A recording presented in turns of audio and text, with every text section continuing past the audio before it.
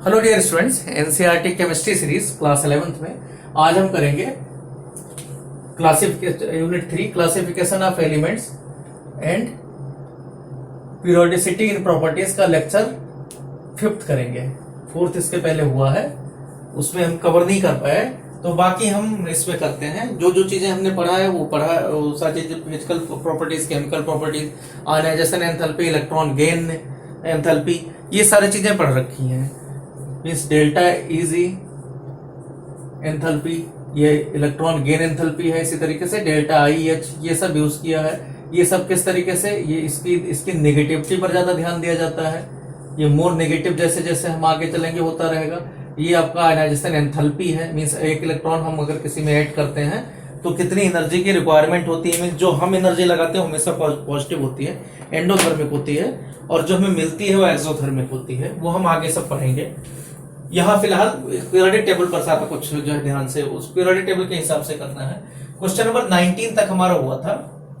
19 के बाद करते हैं क्वेश्चन नंबर 20। क्वेश्चन नंबर 20 में कहा गया है, question number 20 unit 3 classification of elements and periodicity in properties class 11th chemistry. तो इसमें कहा गया है विच of the following pairs of elements would have a more negative electron gain enthalpy. Means electron gain enthalpy किस में ज्यादा है, O R F में, मींस ऑक्सीजन में या फ्लोरीन में, और सेकंड कहा गया है फ्लोरीन या फिर क्लोरीन में। तो ये पिछले उसमें भी हम कर चुके हैं कि फ्लोरीन और क्लोरीन में सिर्फ यहीं पर एक एक्सेप्शन है, क्योंकि फ्लोरीन वैसे होना क्या चाहिए कि इलेक्ट्रॉन गेन एंथैल्पी के बारे में, इलेक्ट्रॉन गेन एंथैल्पी मींस जो डेल्टा ईजीएच है वो वास्तव में जैसे जैसे हम पीरियड में आगे बढ़ते हैं तो पीरियड में बढ़ता रहता है, पीरियड में बढ़ता जाएगा, और जैसे जैसे हम अगर नीचे की तरफ जाएंगे तो ये कम होता रहेगा, ये डाउन होता रहेगा, मींस ये कम होता रहेगा। लेकिन फ्लोरीन से क्लोरीन वाले में थोड़ा सा ये एक्सेप्शनल है। ये होता क्या है, क्लोरीन की इलेक्ट्रोनेगेटिविटी ज्यादा होती है, बाकी यहाँ सब वही रूल फॉलो करेगा। ये सब हमें पता है एक ही ग्रुप में है। हम देखें अगर तो NOF Ne इस तरीके से है। Ne के इलेक्ट्रोनेगेटिविटी पर ध्यान नहीं दिया जाता, मीन्स वो तो इनर्ट गैस है। तो यहाँ क्या आ जाएगा, F की ज्यादा होती है, मीन्स इस तरीके से F की इलेक्ट्रोनेगेटिविटी ज्यादा होती है जैसे जैसे हम पीरियड में जाएंगे। और सेकंड वाले में कहा जाएगा तो क्लोरीन की ज्यादा होती है फ्लोरीन से, क्योंकि नीचे ये F के नीचे क्लोरीन है। तो वैसे होना क्या चाहिए, ऊपर होना चाहिए, लेकिन यहाँ उल्टा होता है, क्लोरीन की थोड़ी ज्यादा होती है, इलेक्ट्रोनेगेटिविटी माइनस में होती है, इसलिए यहाँ पर ये ज्यादा हो जाती है। क्या रीजन क्या है इसका, रीजन कई बार बता चुके हैं, क्योंकि ये electron gain enthalpy means electron किसी पर डाला जाए और फिर उससे जो एनर्जी रिलीज होती है उस पर है। तो क्लोरीन में इलेक्ट्रॉन डालना आसान होता है, इसमें थोड़ा सा आसान होता है क्योंकि ये दूर पर इलेक्ट्रॉन होता है। जबकि फ्लोरीन में क्या होता है, फ्लोरीन में इनका फोर्स ऑफ अट्रैक्शन ज्यादा होता है, क्योंकि S और P से बंधे होते हैं, तो छोटा एटम होने के कारण इसमें बहुत ज्यादा फोर्स ऑफ अट्रैक्शन होता है, तो इलेक्ट्रॉन लेने में ये प्रॉब्लम करता है, इसलिए हमारी कुछ अपनी एनर्जी भी लग जाती है। तो नेगेटिव में कुछ कम आता है, मतलब एनर्जी जो रिलीज होती है इलेक्ट्रॉन गेन वो कम होता है, इसमें ज्यादा होता है, पूरा जितना होना चाहिए उतना होता है। तो इसका मतलब क्या हो गया, क्लोरीन यहाँ पर ये लिखते हैं। क्वेश्चन नंबर 20 था, मीन्स आपको एडजस्ट करना है अपने माइंड को किस तरीके से। 21 कहीं कहीं एक्सेप्शन केमिस्ट्री में हमेशा रहेगा, इसलिए केमिस्ट्री रटने की चीज भी मानी जाती है।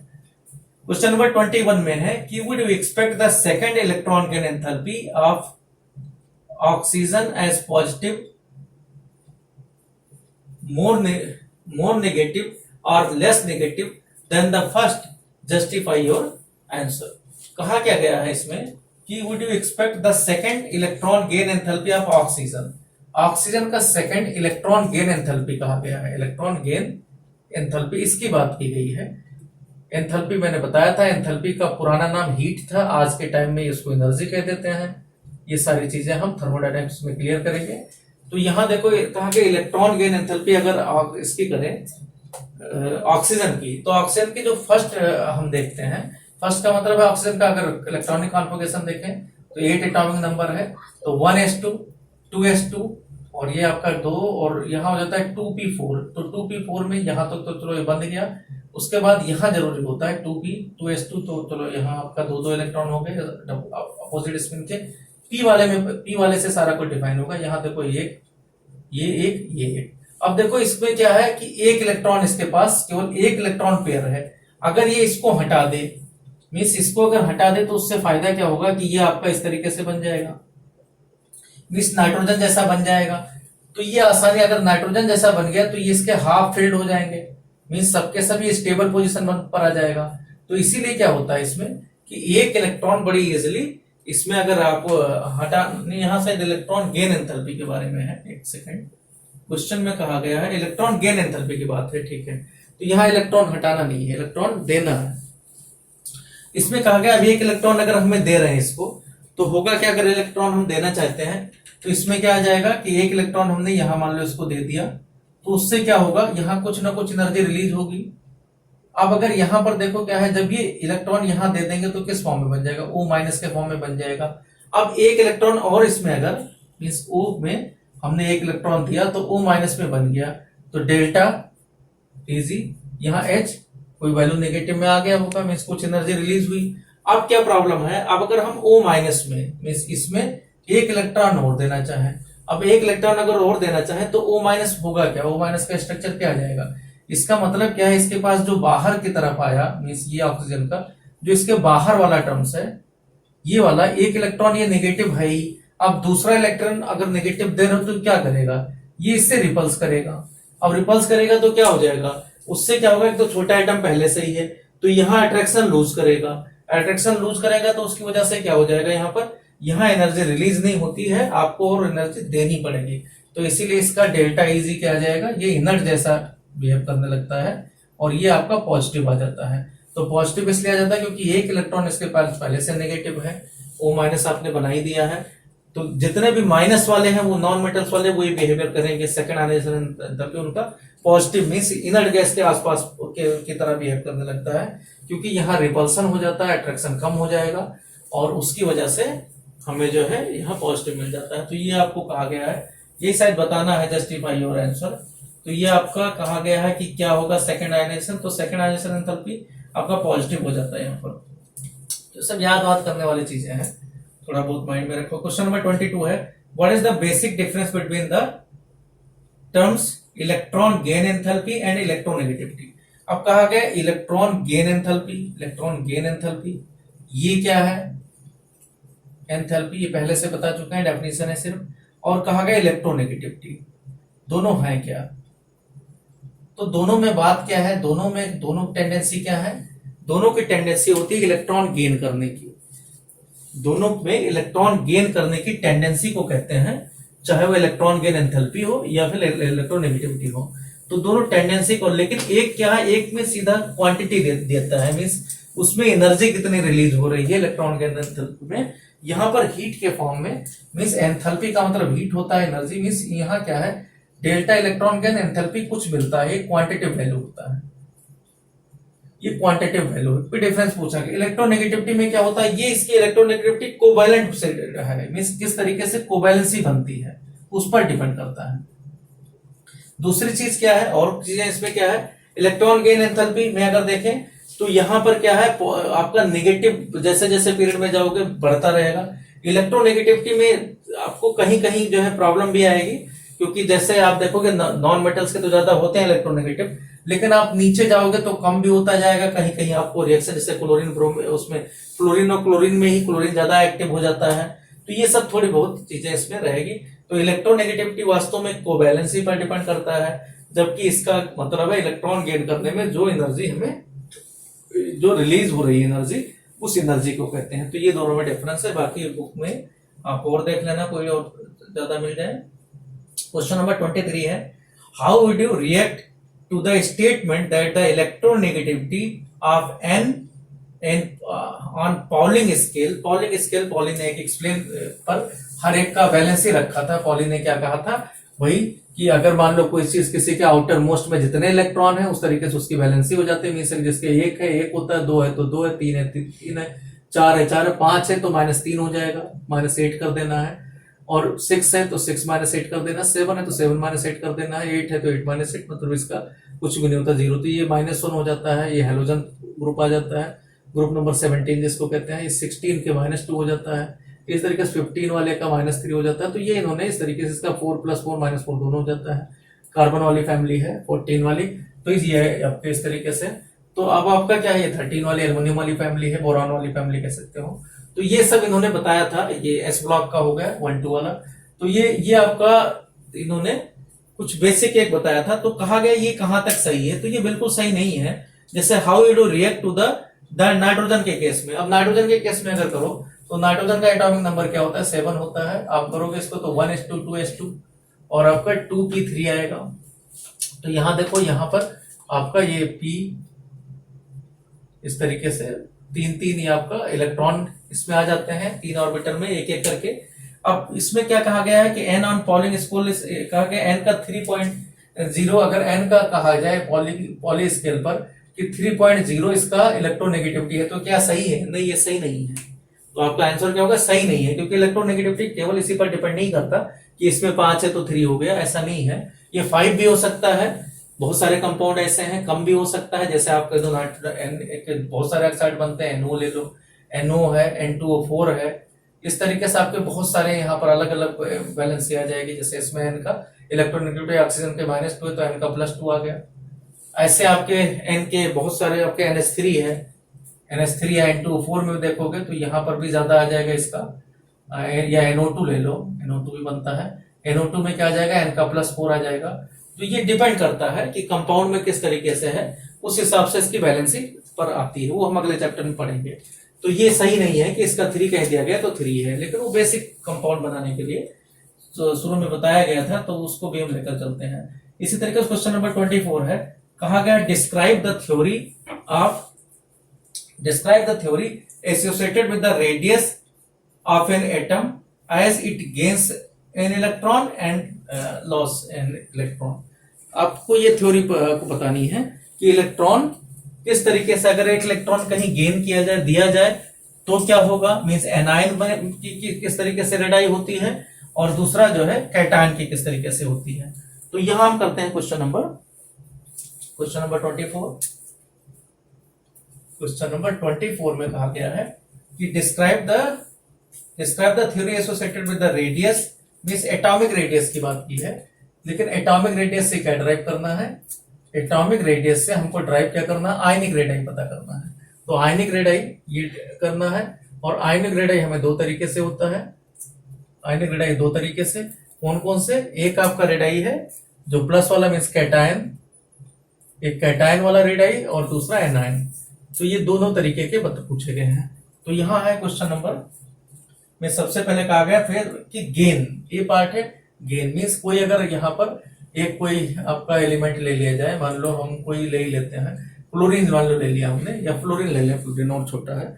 तो क्लोरीन में अगर एक इलेक्ट्रॉन आप गेन कराते हो, क्या किस तरीके से, ये आपका 1s2 छोटा ले लेते हैं फ्लोरीन, 1s2 2s2, और उसके बाद में इसका 9 होता है 2s2 2p5 इस तरीके से। तो यहां देखो एक इलेक्ट्रॉन अगर गेन कराते हो तो होगा क्या, एक इलेक्ट्रॉन गेन करने से क्या होगा, ये F- बन जाएगा, मींस ये आपका 2p6 लास्ट में बन जाएगा, 1s2 2s2 2p6 का फॉर्म बन जाएगा। तो इससे होगा क्या, इससे ये होगा कि जैसे जो फ्लोरीन था, फ्लोरीन आपका इस तरीके से, यहां पर फ्लोरीन था, ये मान लो न्यूक्लियस है, ये फ्लोरीन था, तो जब आपने एक इलेक्ट्रॉन और इसको ऐड कर दिया तो यहाँ पूरा हो गया, तो इसकी वजह से कॉम्पैक्ट बन गया।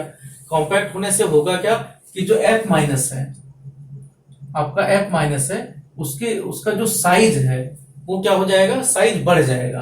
तो F- क्या हो जाएगा, F- F से बड़ा हो जाएगा, मींस पेरेंट से बड़ा हो जाएगा, क्योंकि ये एक इलेक्ट्रॉन आपने और दे दिया इसको।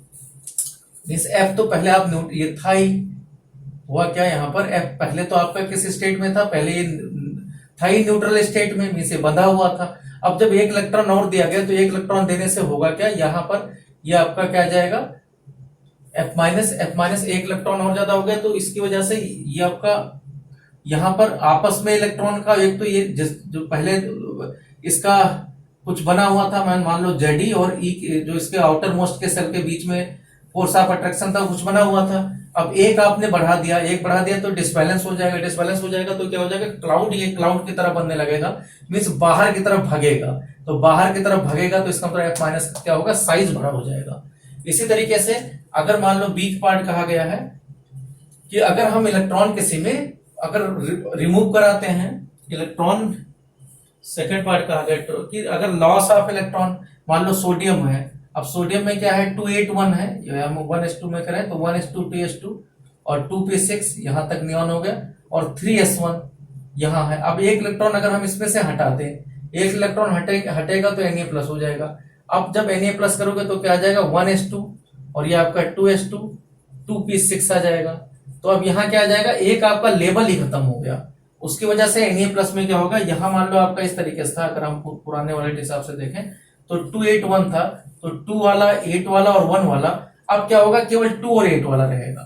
तो क्या आ जाएगा, एक लेवल ही खत्म हो गया, यहां से जहां इलेक्ट्रॉन हम इसके बीच में अट्रैक्शन कर रहे थे वहां यहाँ इतना ही आ गया। तो उसकी वजह से क्या है, रेडियस में कमी आ गई। जितना रेडियस में कमी होगी तो फोर्स ऑफ अट्रैक्शन क्या होता है 1/r², मींस इसके इनवर्सली प्रोपोर्शनल होता है स्क्वायर के। तो फोर्स ऑफ अट्रैक्शन बढ़ेगा, फोर्स ऑफ अट्रैक्शन बढ़ेगा तो कॉम्पैक्ट होगा, मींस ये क्या हो जाएगा, छोटा हो जाएगा, मींस ऊपर का एक एनर्जी लेवल ही कम हो गया। तो यहाँ पर क्या है, जो साइज होगा Na+ का ये छोटा होगा Na से, तो ये आपका माइनस वाला बड़ा हो जाता है और ये Na+ छोटा हो जाता है इससे साइड से। तो ये चीजें बतानी थी। क्वेश्चन नंबर ये था 25 देखते हैं। Would you expect the first ionization enthalpies for two isotopes of the same element to be the same or different? Justify your answer। अब कहा गया दो आइसोटोप, मान लो किसी एलिमेंट के आइसोटोप, अब आइसोटोप के कहा गया है कि अगर दो आइसोटोप है क्या उनके आयनिक रेडाई अलग अलग होंगे। देखो आइसोटोप में क्या होता है, आइसोटोप में एटम नहीं बदलता। क्वेश्चन नंबर 25 में हम जो जानने वाली बात है कि एटम तो बदलता नहीं है, एटम कांस्टेंट रहता है। अब जब एटम कांस्टेंट रहेगा तो सिंपल सी बात है उसके प्रोटॉन एंड इलेक्ट्रॉन भी कांस्टेंट रहेंगे। जब प्रोटॉन इलेक्ट्रॉन कांस्टेंट रहेंगे तो इन्हीं पर डिपेंड करता है, फोर्स ऑफ अट्रैक्शन पर डिपेंड करता है Ze और E के बीच में कितना फोर्स ऑफ अट्रैक्शन है। तो जब चेंज ही नहीं होता है, मींस जब एटम चेंज ही नहीं हुआ तो फिर कोई फर्क नहीं पड़ता। तो इसका मतलब कोई भी आइसोटोप के, हर एक आइसोटोप में क्या होगा, किसी भी एटम के आइसोटोप में हमेशा जो एटॉमिक रेडियस है वो वही बना रहेगा। क्वेश्चन नंबर था 25 फर्स्ट आयनाइजेशन एंथैल्पी कहा गया, आयनाइजेशन एंथैल्पी भी उतना ही रहेगा और इनका एटॉमिक रेडियस भी उतना ही रहेगा, मींस सब कुछ कांस्टेंट रहेगा आइसोटोप में।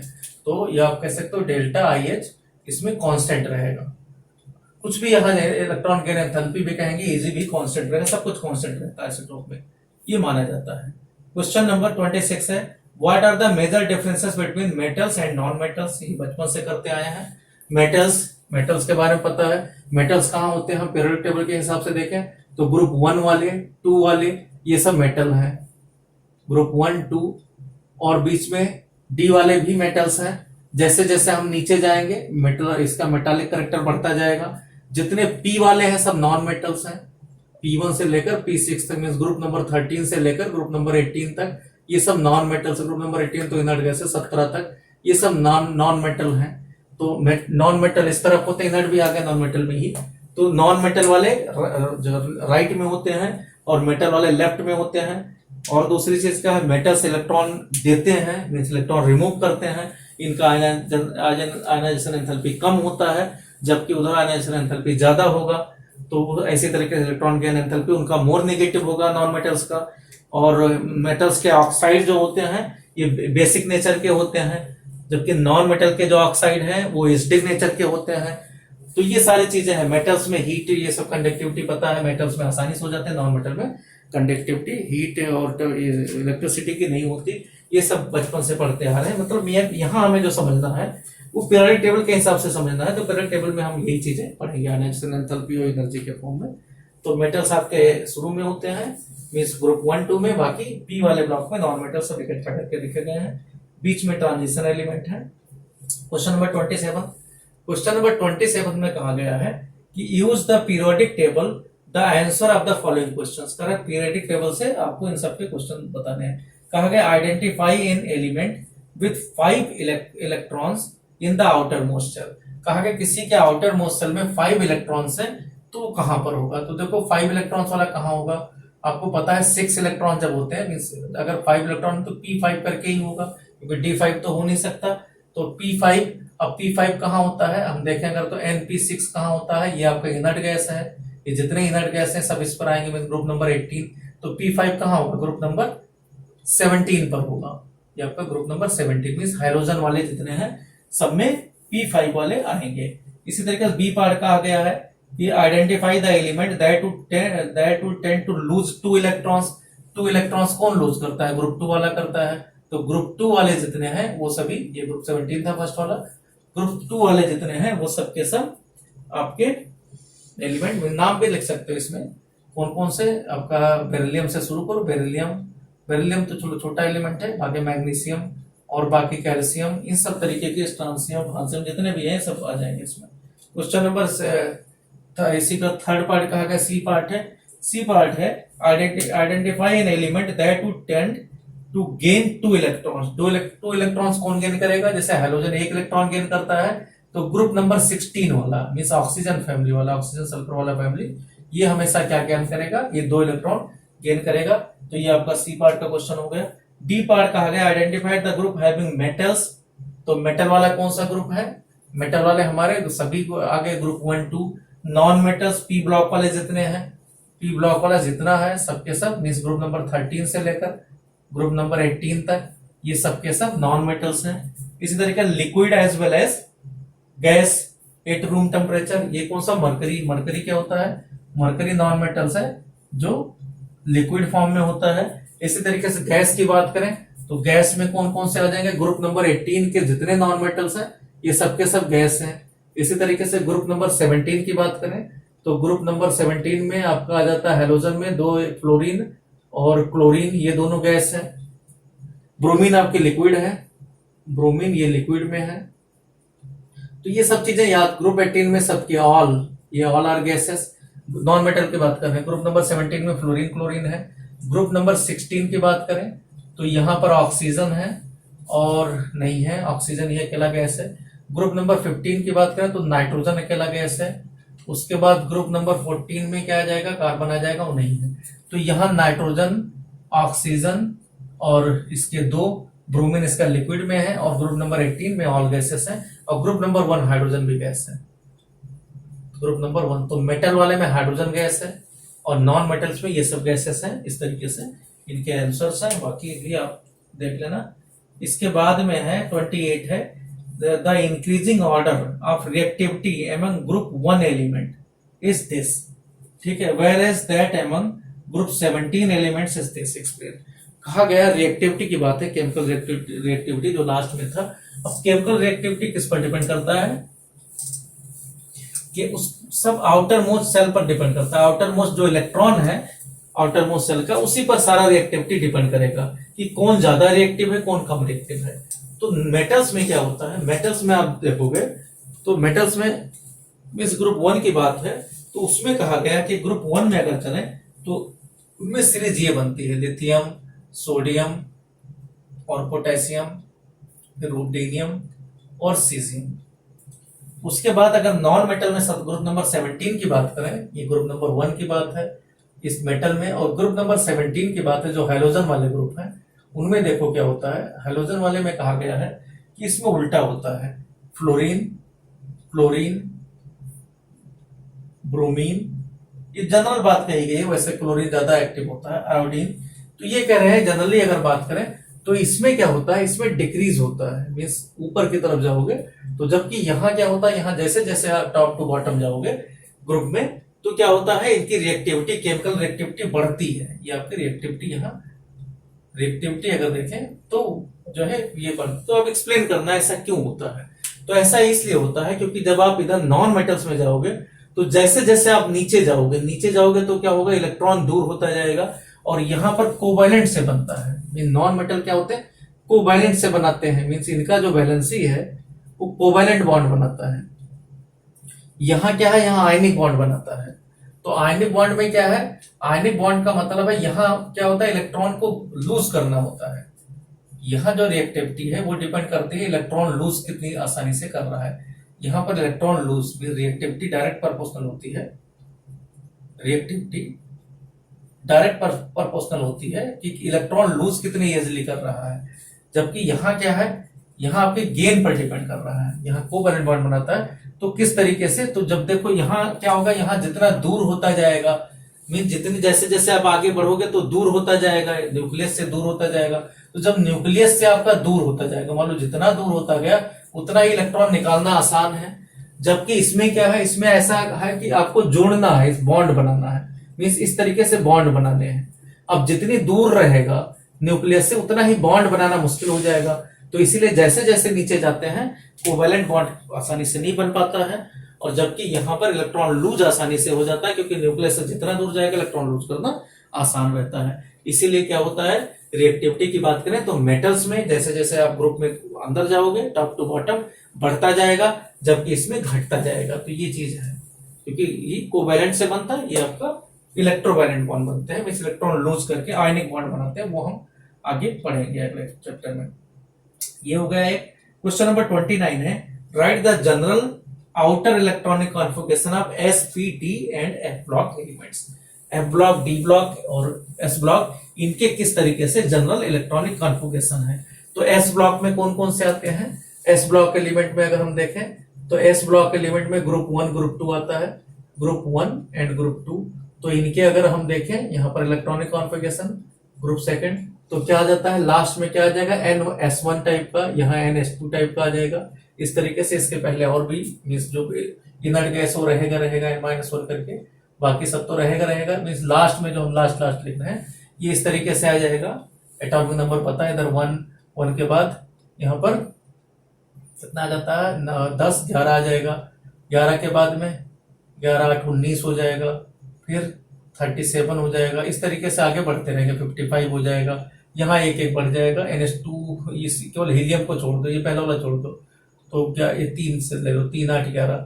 इसके बाद यहाँ 4 का होगा, 4 12 20 37 के बाद 38 56, ये वाले हो जाएंगे। नंबर नाम मैं नहीं लिख रहा हूँ, नाम आप देख लेना। ग्रुप ये एस ब्लॉक के मीन्स ये केवल इनका इलेक्ट्रॉनिक कॉन्फ़िगरेशन का आ गया।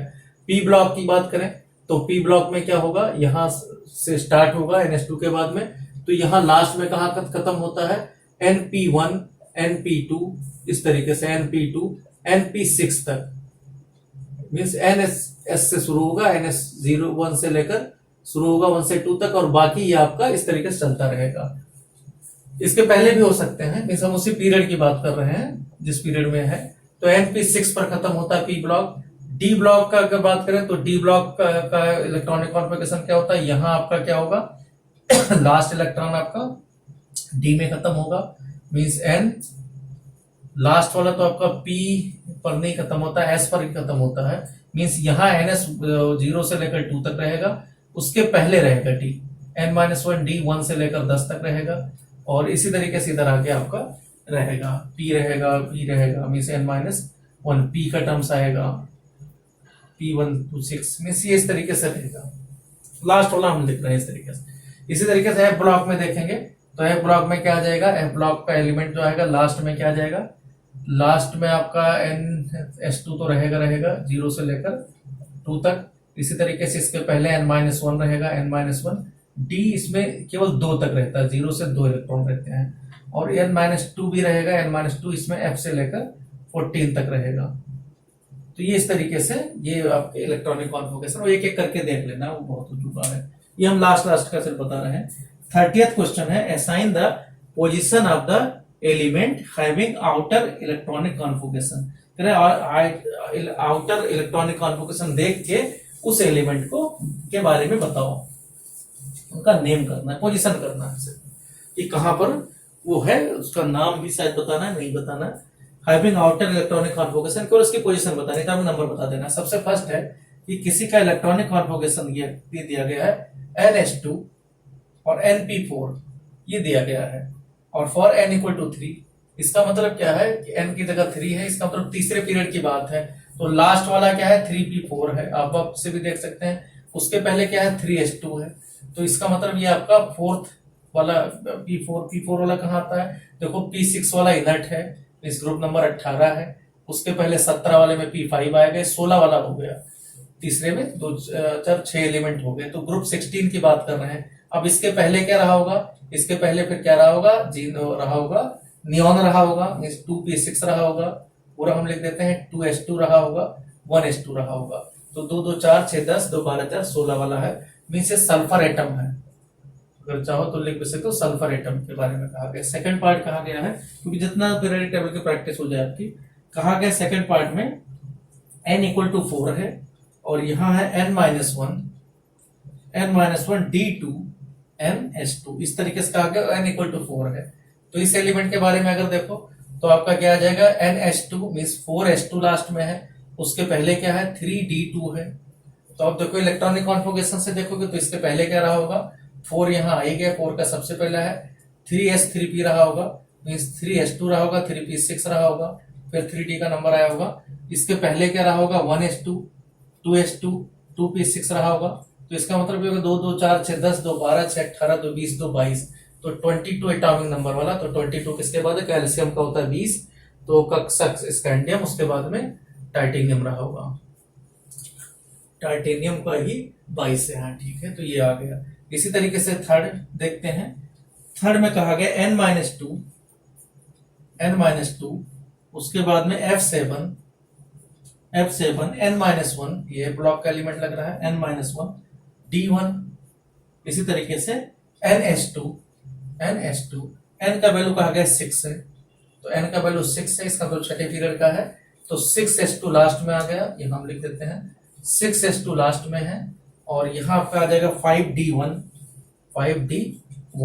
उसके पहले क्या है 3f7, मिस लास्ट में f7 भरा जा रहा है। ये इस तरीके से एलिमेंट आ गया।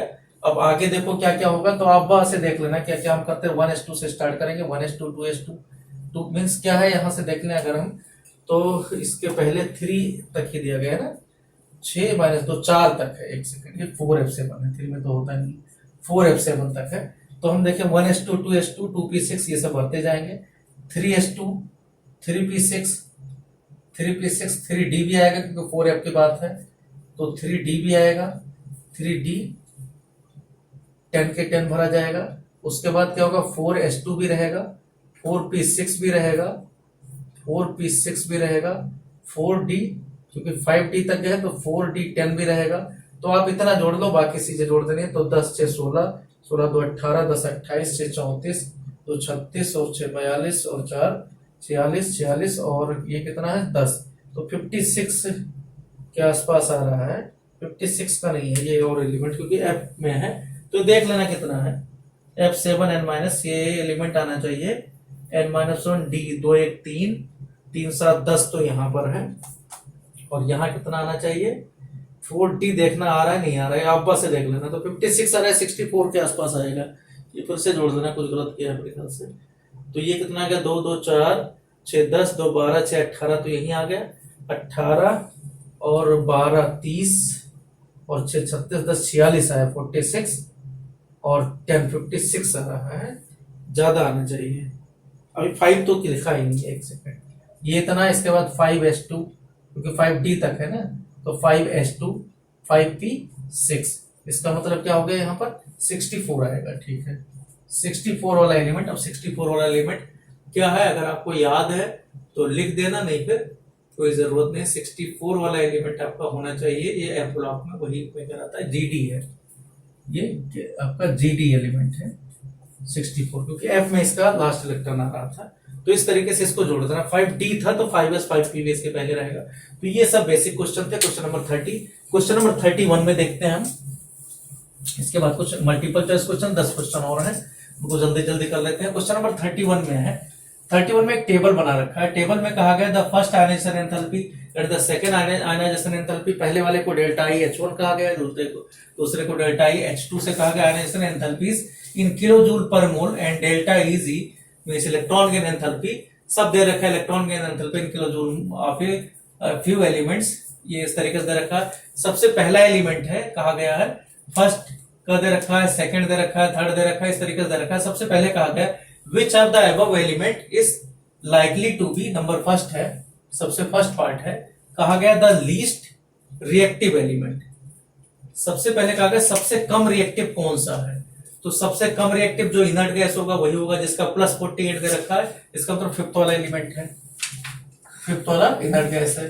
फिर कहा गया बी पार्ट पूछा गया है, कहा गया the most reactive metal, most reactive metal, तो मेटल का देखो, मेटल में क्या कौन सा आएगा, मेटल जिसका इलेक्ट्रॉन आपका एंथैल्पी कम हो, इलेक्ट्रॉन एंथैल्पी मतलब इलेक्ट्रॉन जल्दी से लूज कर दे। तो एक तो 520 वाला है, 419 वाला है। तो 419 वाला सबसे ज्यादा रिएक्टिव होगा, तो सेकंड वाला आ गया, ये सेकंड आ गया। सी देखना, इसी तरीके से सी पार्ट कहा गया the most reactive non metals.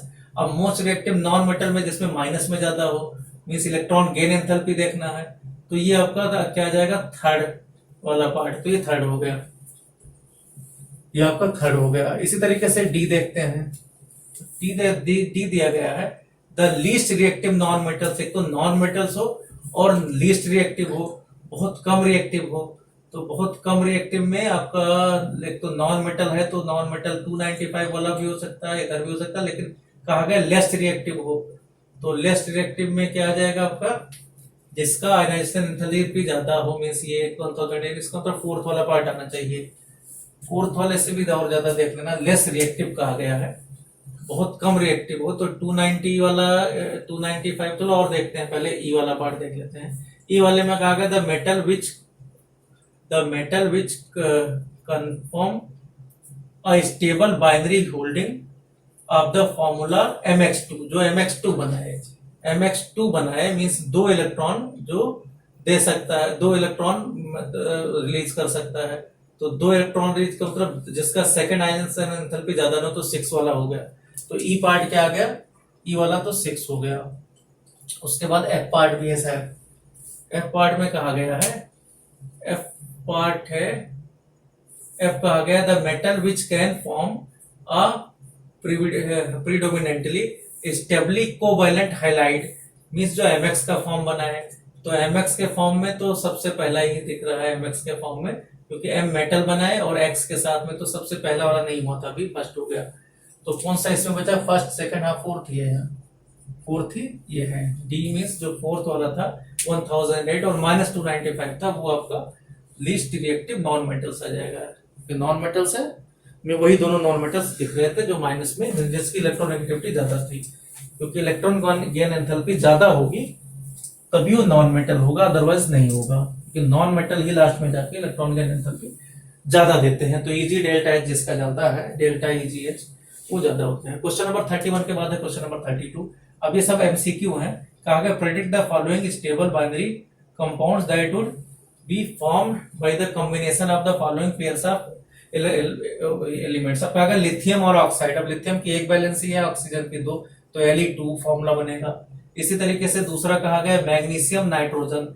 तो मैग्नीशियम की वैलेंसी 2 होती है और नाइट्रोजन की 3 होती है, तो क्या आ जाएगा, Mg3 आ जाएगा, N2 आ जाएगा, क्योंकि इसका N का 3 होता है, N-3 होता है और NMg2 होता है। तो ये आपका इस तरीके से बैलेंसिंग बन जाती है।